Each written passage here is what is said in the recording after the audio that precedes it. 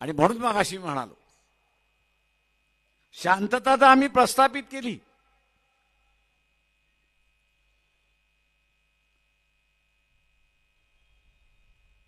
परिस्थिती निवळली. आता इथे ओबीसीला ठरवायचं आहे की आरक्षण पाहिजे की नको.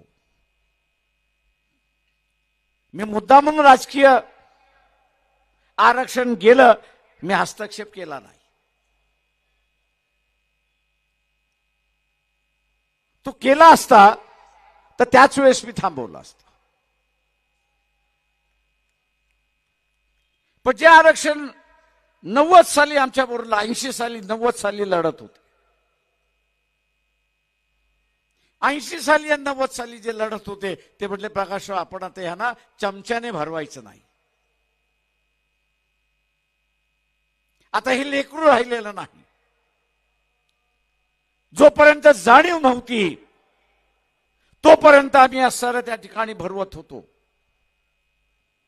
हे आता लेकरू मोठं झाले, शहाणं झालंय, कळायला लागले.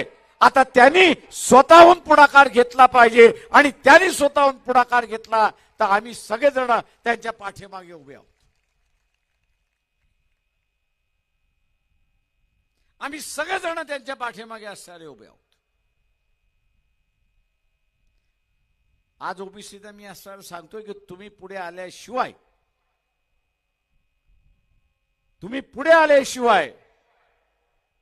आता हे आरक्षण वाचू शकणार नाही. आणि म्हणून तुम्हाला ठरवावं लागणार आहे की या निवडणुकीमध्ये, या विधानसभेच्या निवडणुकीमध्ये आरक्षण वाचवायचं की नाही वाचवायचं.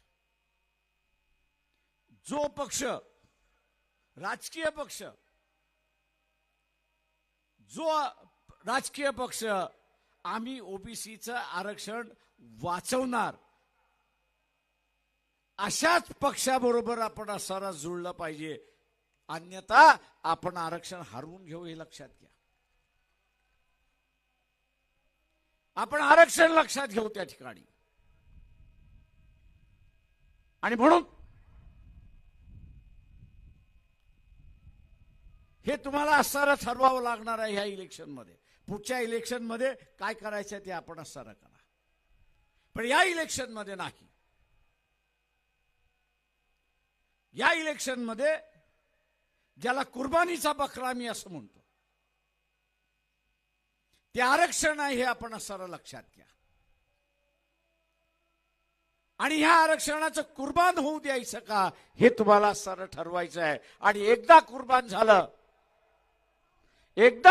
झालं की पुन्हा तुम्हाला मिळणार नाही याची लक्षात घ्या.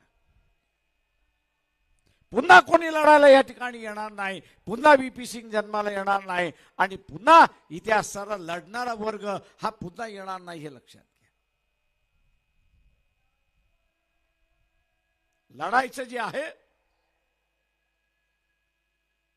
जे आहे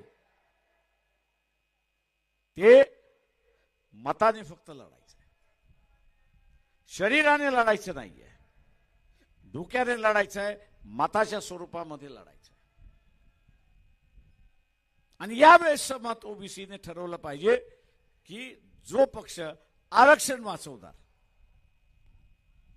शाब्दिक नाही तर प्रत्यक्षात जो वाचवायला येणार आहे त्यालाच तुम्ही असणारं मतदान दिलं पाहिजे. आणि त्याला तुम्ही असणारं मतदान